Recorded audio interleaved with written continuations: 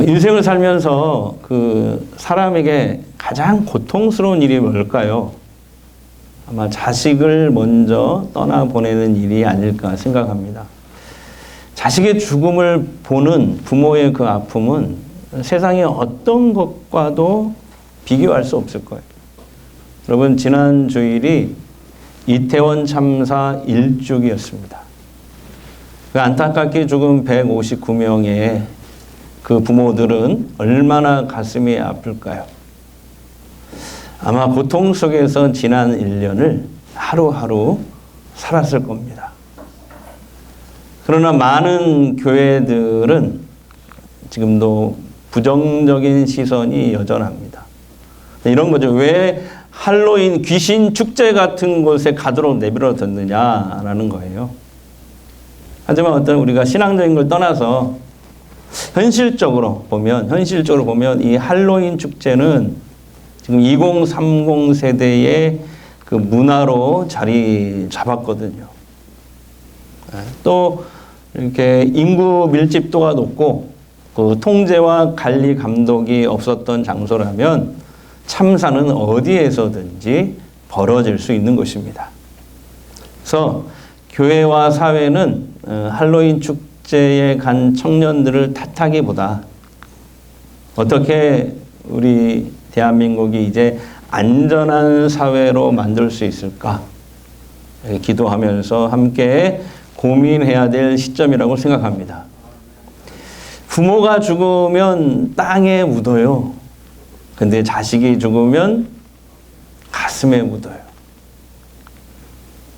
그런데 여러분, 자식의 죽음보다 더 고통스럽고 힘들고 어려운 일이 있어요. 그게 뭘까요? 자식을 잃어버리는 것입니다. 부모는 자식이 100명이 있더라도 그 자식 한 명도 잃어버릴 수가 없거든요. 자식은 부모에게 그런 존재입니다. 가끔 실종 아들을 찾는 부모들을 봅니다. 길가에서 전단지를 나눠줘요. 근데 그 잃어버린 날짜를 보면은 10년, 아니 20년이 넘는 애들도 있어요. 이쯤 되면 죽었거니 하고 포기할 법한데 포기하지 않아요. 그 실종 아동 중에 장애를 가진 아이들도 있어요. 장애가 있음에도 불구하고 부모님들은 포기하지 않습니다. 그런데 여러분, 하나님은 우리들을 대할 때도 똑같은 마음이래요. 오늘 성경이 그것을 보여주고 있어요. 오늘 본문 말씀은 교회에 안 다니는 사람들도 많이 들어서 아는 탕자의 비유입니다. 예수님은 이 비유를 통해서 하나님을 떠나 죄 가운데 살아가는 죄인을 향한 하나님의 마음이 무엇인지를 가르쳐 주고 있어요. 이런 내용입니다. 어떤 아버지에게 아들 둘이 있었어요. 첫째 아들은 아버지와 함께 살면서 말씀에 순종하고 아주 착실하게 삽니다. 하지만 둘째 아들은 아니에요. 달랐어요. 어느 날 둘째 아들이 아버지에게 와서 이런 요구를 해요. 아버지 재산 가운데 내게 돌아올 몫을 미리 주세요. 근데 여러분, 황당한 요구예요. 아버지가 멀쩡히 지금 살아 계시는데 참 무례한 일이에요. 불효예요. 그런데 아버지는 둘째 아들의 이 요구를 허락합니다. 왜냐하면 아버지는 이미 마음이 떠난 아들을 억지로 잡아놓을 수 없다는 것을 알았거든요. 그리고 언젠가 스스로 잘못을 깨닫겠지 하면서 허락한 것입니다. 이제 둘째 아들은 자기 몫을 다 챙겨서 아버지의 집을 멀리 떠납니다. 이걸 자유라고 생각했어요. 아버지의 구속을 받지 않고 이제 자기 마음껏 한번 살고 싶어서 먼 나라로 갑니다. 하지만 옛날이나 지금이나 비슷한 것 같아요. 가끔 신문에 보면 그 미국 뉴스도 그렇고 우리나라 뉴스도 그런데 로또 같은 데서 1등 당첨한 사람들 이렇게 그 후에 어떻게 됐는가 이게 조사하는 것이 나오거든요. 가끔 보면은 거의 99%가 불행하게 되어 있습니다. 왜 그럴까? 인간은 원래 죄성이 있는 그런 존재예요. 죄의 DNA를 가지고 있는 존재이기 때문에 그래요. 이 둘째 아들도 아버지가 준 재산을 가지고 다른 나라에 가서 허랑방탕하게 삽니다. 결국 가진 재산을 다 날리게 돼요. 근데 여러분 옛날이나 오늘날이나 이거 똑같은 것 같아요. 돈이 떨어지니까 주변의 사람들도 떠나요. 그 많던 사람들이 다 떠나요. 어느 누구도 더 이상 그를 따뜻하게 대해주지 않습니다. 돈이 없으니까. 둘째 아들은 너무 배가 고픕니다. 그래서 어쩔 수 없이 나무 집에 더부살이로 들어갑니다. 그래서 무슨 일을 하냐면 들에서 돼지 치는 일을 해요. 근데 여러분 당시에 유대인들은 돼지 치는 일을 아주 가장 혐오하는 그런 일이라고 봤거든요.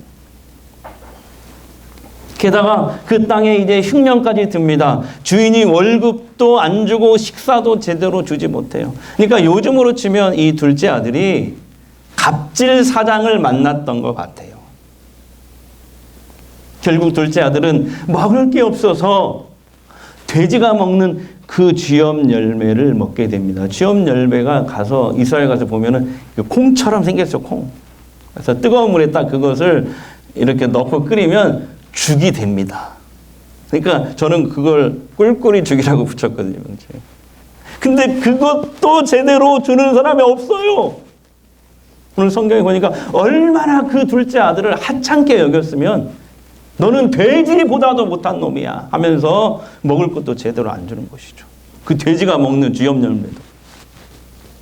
둘째 아들은 세상 사람들의 이런 외면과 냉정함을 체험하고 비로소 아버지를 생각하게 됩니다. 아버지의 그 통제와 잔소리, 그 지긋지긋하게 여겼던 아버지 집에 대한 그리움이 다시 생기기 시작합니다. 자기의 잘못을 깨달아요.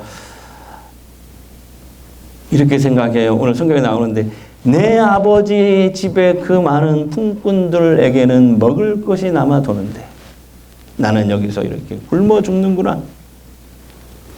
이제 나는 아버지에게로 돌아가 아들이라 불릴 자격도 없으니 그저 품꾼의 하나로 나를 써달라고 해야 되겠다. 그리고 일어나 아버지께로 돌아갑니다. 한편 아버지는 20절 보시면 아들을 포기하지 않았어요. 저 멀리 지평선을 바라보면서 매일 집 나간 아들이 언제 다시 돌아올까 기다립니다. 근데 저 멀리 밖에서 둘째 아들처럼 보이는 사람이 남루한 옷을 입고 맨발로 돌아오는 것이 보여요. 아버지는 직감했습니다. 아, 이제 둘째 아들이 돌아오는구나. 그 아들을 보자마자 아버지가 어떻게 합니까? 뛰어갑니다. 뛰어가요.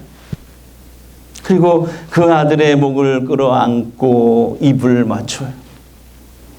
아버지는 종들에게 명령합니다. 제일 좋은 옷을 꺼내 입히라. 그리고 아들의 신분을 드러내는 반지를 손에 띄워주고 신을 신기라고 명령을 해요. 그리고 잃어버린 아들이 돌아왔다. 그러면서 살찐 송아지를 잡아라. 동네 잔치를 하자. 라고 명령을 합니다. 자, 23절, 24절 다 같이 읽습니다. 시작. 살찐 송아지를 끌어다가 잡으라. 우리가 먹고 즐기자. 이 내 아들은 죽었다가 다시 살아났으며 내가 잃었다가 다시 얻었노라 하니 그들이 즐거워하더라. 아멘. 여러분, 이 탕자의 비유, 이 이야기, 그 뒷얘기 다 아시죠? 이 성경 뒤에 나오니까 아시죠? 문제 하나 낼게요. 이 비유에서 제일 기뻐, 그 둘째 아들이 돌아왔을 때 아버지가 정말 기뻐했잖아요. 잔치했잖아요. 근데 누가 가장 싫어했죠?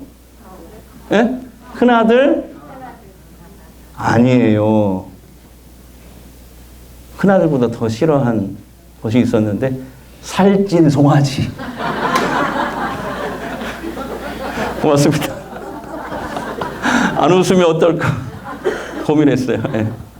큰아들도 싫어했지만 살찐 송아지가 죽어야 되잖아. 죽어야. 여러분, 예수님이 말씀하신 이 탕자의 비유에서 아버지는 누구를 뜻하는 거죠? 하나님. 그럼 집 나간 둘째 아들은 하나님을 떠나 자기 마음대로 사는 우리 죄인들입니다.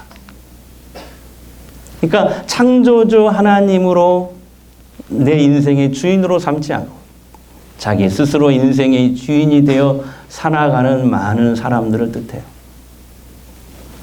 여러분, 예수님이 말씀하신 이 탕자의 비유에서 핵심이 뭘까요? 탕자가 회개하고 돌아왔을 때 아버지가 용서했던 것처럼 죄인이 회개하고 하나님께 돌아오면 용서받는다? 맞아요. 근데 오늘 메시지는 그거 얘기하려고 한 게 아니에요.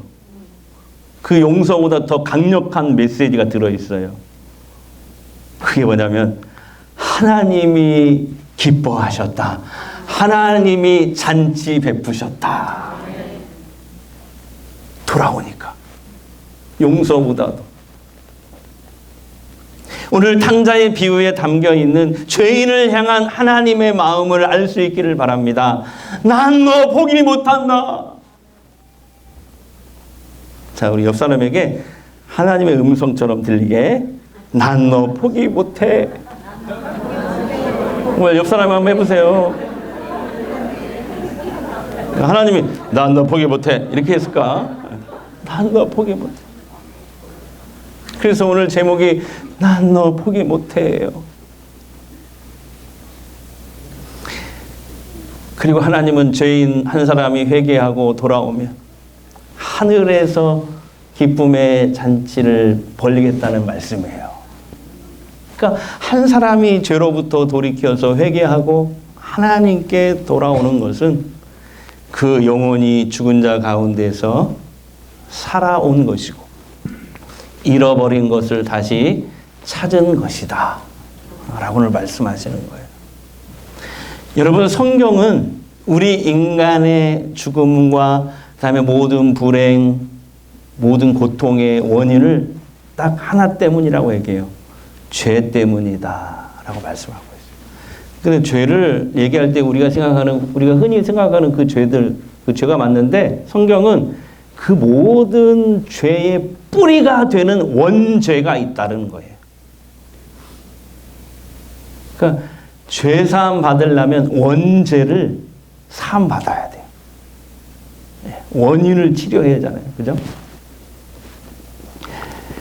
그래서 원죄란 하나님을 나와 이 세상의 주인으로 삼지 않으려는 본능이에요. 다시 원죄란 하나님을 나와 이 세상의 주인으로 삼지 않으려는 본능이에요. 그 DNA가 우리 안에 있다고. 즉 우리의 창조주이시고 지금도 인생의 주관자이신 그 하나님을 떠나서 내 마음대로 내 멋대로 사는 불신앙, 불순종, 이것을 원죄라고 합니다. 내가 스스로 나 자신과 이 세상의 주인이 되어 살려고 하는 거예요. 그런데 하나님을 떠난 인간은 모든 것을 얻을 수 있을 것 같지만 실제로는 모든 것을 다 잃어버리는 허무와 절망의 상태를 맞게 되어 결국 파멸의 길로 들어선다는 것을 예수님이 오늘 우리들에게도 이 비유로 말씀하고 계시는 겁니다. 우리가 지난 세월 하나님을 떠나서 내 마음껏 죄 가운데 살았지만 이제 회개하고 하나님께 돌아온다면 하나님은 너무 기뻐하세요. 잃어버린 내 아들과 딸을 찾았다. 잃어버린 내 아들과 딸이 다시 돌아왔다. 근데 사탄은 우리를 속입니다. 야, 너 같은 사람을 하나님이 받아주실 것 같으냐? 그동안 네가 한 짓을 생각해봐.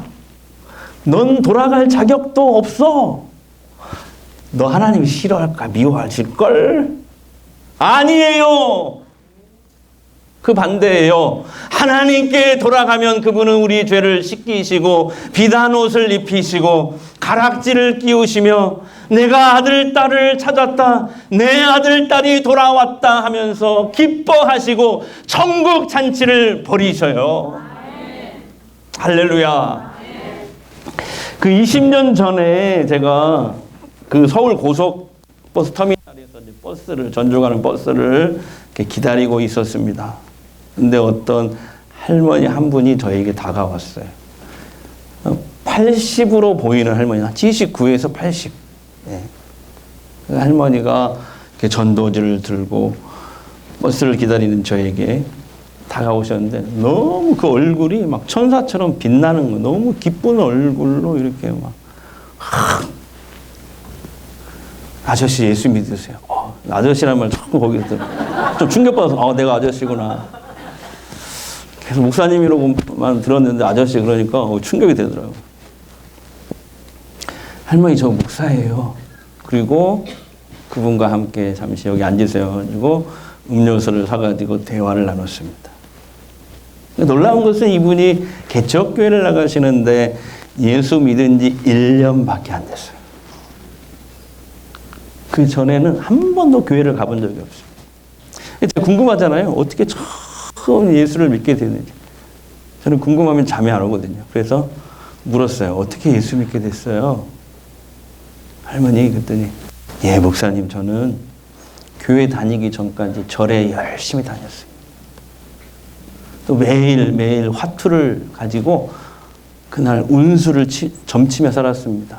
저는 화투를 한 번도 해본 적이 없거든요. 진짜예요. 그래서 이제 이게 무슨 말인지 모르겠어요. 근데 그 할머니 말을 그대로 제가 적어놨거든요. 이렇게 얘기했어요. 청단이 나오면 그날 좋은 날이어서 기대가 되지만 흑살이 같은 게 나오면 그날 하루 종일 불안해 떨며 살았습니다. 나 진짜 무슨 말인지 몰라요. 그 할머니가 얘기한 것만 그대로 얘기해요. 그리고 이제 몇 년 전에 남편이 돌아가셨는데 그 남편을 너무 많이 의지하고 사랑했나 봐요. 그 마음이 너무 힘들어가지고 우울증에 시달린 거예요. 그리고 매일 밤마다 알 수 없는 검은 그림자 형체가 나타나서 저를 괴롭혔어요. 그래서 불면증에 시달렸어요. 그러니까 우울증과 불면증에 시달리니까 살 수가 없잖아요. 그래서 이제 죽어야 되겠다. 남편한테 가야 되겠다. 그러면서 끈으로 이렇게 매달아가지고 이제 목에 딱 걸라고 하는데 갑자기 초인종이 띵동 띵동 소리가 나는 거예요. 그래서 제가 문을 열어줬더니 할머니 안녕하세요. 저 상가에 교회를 이번에 개척한 목사예요. 그 개척교회 목사님이 그 할머니 그 순간에 초인종을 누른 거예요. 할머니 저 이 앞에 교회 새로 개척했는데 교회 한번 오시죠. 근데 이 할머니가 갑자기 자기도 모르게 네 갈게요 그랬대요. 자기도 모르게. 그리고 이제 그 방에 들어가 잠시 대화를 나누는데 목사님 볼 때 이 할머니가 우울증과 불면증에 시달리는 것을 안 거예요. 그래서 목사님이 이렇게 얘기했다. 할머니 제가 기도해 드릴 테니까 아예 이참에 내일부터 새벽 기도부터 나오시지요. 근데 또 이 할머니가 자기도 모르게 네! 라고 대답을 했다는 거예요. 자기도 모르게. 이제 목사님이 가고 나서 가만히 생각해 보니까 이 젊은 목사와 약속을 해놓고 안 지킬 수도 없고 그래 죽는 것은 잠시 밀어놓고 그 다음부터 새벽 기도부터 참석을 했대요. 갔는데 처음 교회 간 거잖아.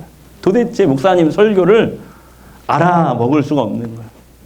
그래도 새벽에도 나가고 주일에도 나가고 수요일에 나가고 아멘 할 때까지 계속 할까요? 금요일에 나가고 새벽에도 나가고 수요일에 나가고 그리고 이제 6개월쯤 지났는데 목사님이 할머니 이제 세례를 좀 받으시죠. 네. 근데 할머니가 생각할 때 아니 내가 예수님을 알지도 못하는데 무슨 세례를 받아. 그래서 다음날 새벽기도 때 딱 이렇게 기도를 했대요. 하나님, 나 예수님 잘 모릅니다. 저는 단지 저보다 젊은 목사님께 약속을 했고 그걸 지켜드리기 위해서 지금 교회에 온 것뿐이에요.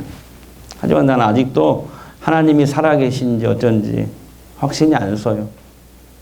하나님 나 기도할 줄 모르고 나 아무것도 몰라요. 하지만 나 확신할 수 있게 하나님이 정말 살아계신다면 한번 저에게 나타나 주세요. 그러면서 이렇게 얘기해요. 하나님 일주일 시간 드릴게요.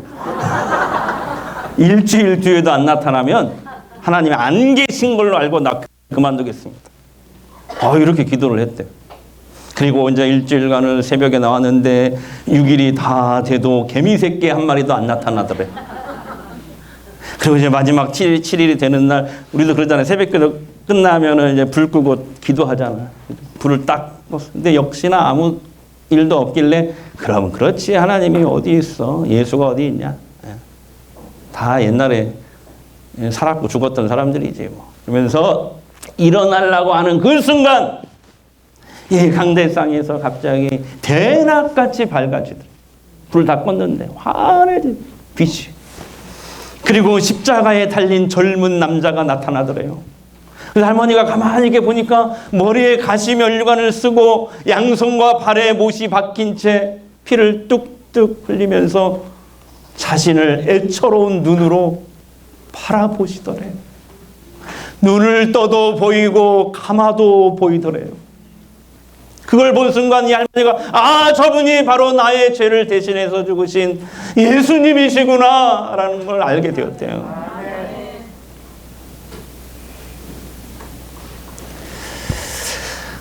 할머니는 그 자리에서 거꾸라집니다. 회개가 터져 나옵니다. 그날 콧물을 쏟으면서 새벽에 혼자 앉아서 엉엉 큰 소리로 울었대요. 그러니까 하나님이 이 할머니를 긍휼히 여기사 기도 중에 환상으로 나타나셔서 주님의 살아계심을 체험하게 하신 줄 믿습니다. 근데 그날 아침에 기도를 하고 이렇게 집에 돌아왔는데 세상에 그날 저녁부터 불면증과 우울증이 다 사라졌대요. 그래서 할머니가 저에게 그러시더라고요. 목사님, 저는 요즘에 기쁨과 감격으로 하루하루를 살고 있습니다. 예수 믿는 것이 이렇게 좋은 건지 나 몰랐습니다. 하나님이 나를 이렇게 나 같은 것을 이렇게 사랑하시는 줄 몰랐습니다. 그렇게 얘기해요. 하나님이 나 같은 것을 이렇게 사랑하실 줄 나 몰랐다는 거. 그래서 내가 집에 가만히 있을 수가 없어서 나 초등학교도 못 나와서 글자도 모르지만 매일 여기에 나와서 예수 믿으라고 복음을 전하고 있어요. 여러분, 하나님은 그 할머니뿐만 아니라 오늘 저 여러분도 사랑하십니다.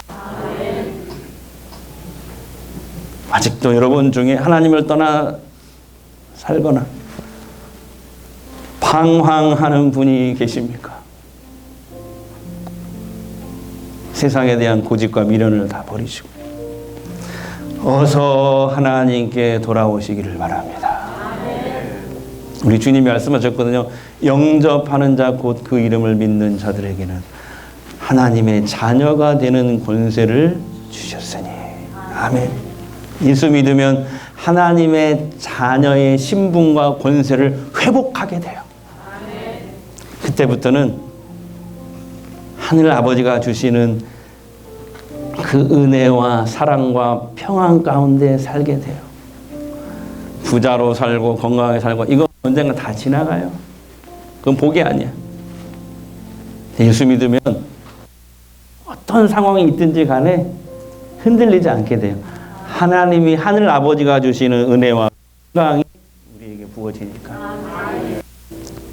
우리 교회는 하나님 하늘 아버지의 이 마음으로 죽게 돌아오는 사람들을 환영하고 맞이하는 하늘 기쁨이 가득한 교회가 됩시다.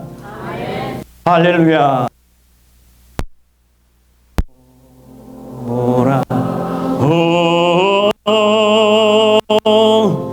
어서 돌아마노.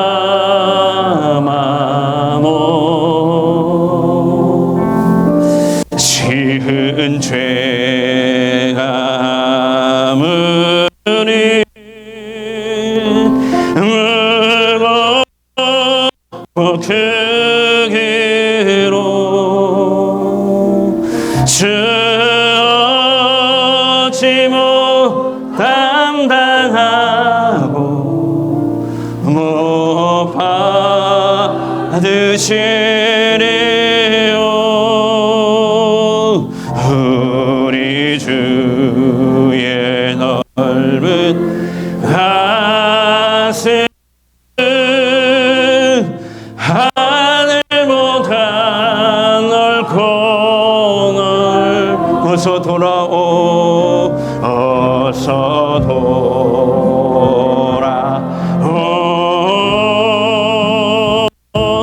어서 돌아마노. 우리 주는 날마다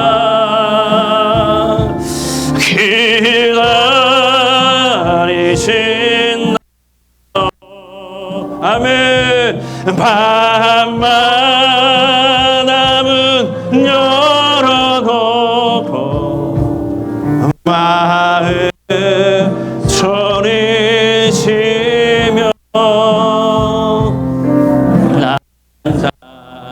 다시 돌아오게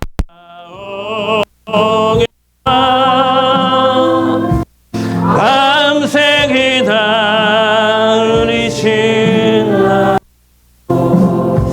우리 이 시간에 한번 참 기도하기로 하는데요, 한 사람이 죄로부터 돌이켜 회개하고 하나님께로 돌아오는 것은 그 영혼이 죽은 자 가운데 살아온 것이고 잃어버린 것을 다시 찾은 것이라고 주님이 말씀하십니다. 세상에서 하나님 없이 살았던 모든 방황을 다 끝내고 이제 하나님께 돌아가겠습니다.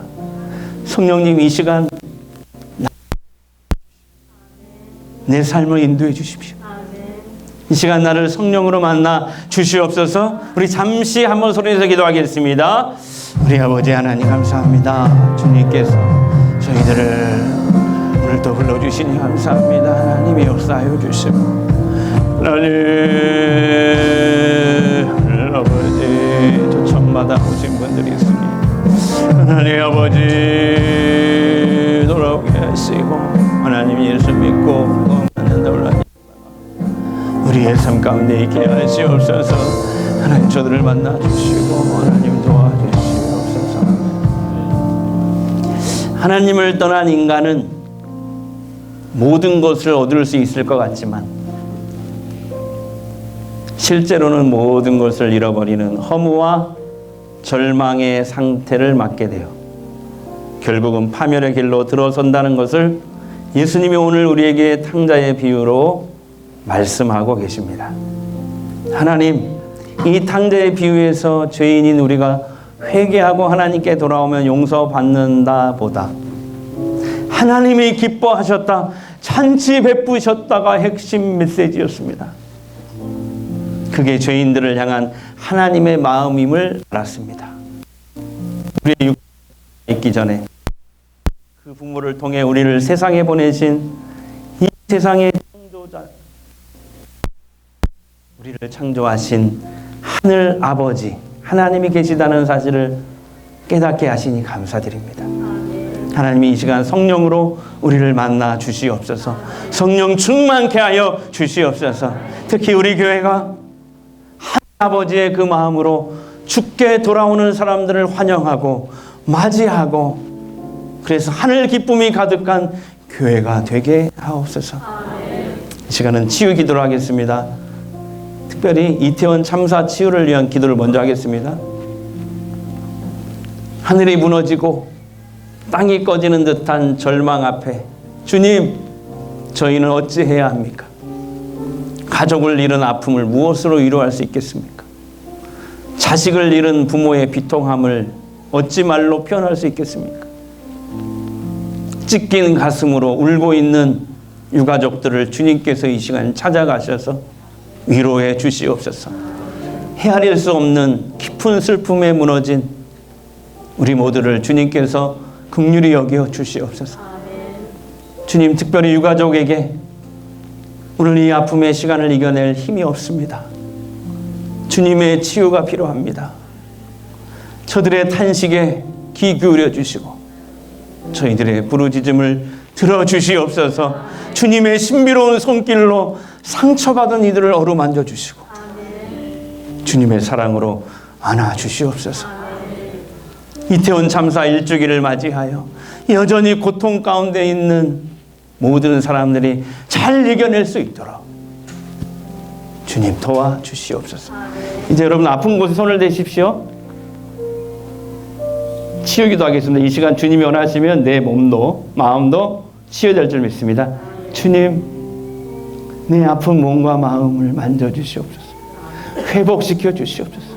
성령의 기름을 발라주시옵소서. 하나님의 살아계심을 보게 하옵소서.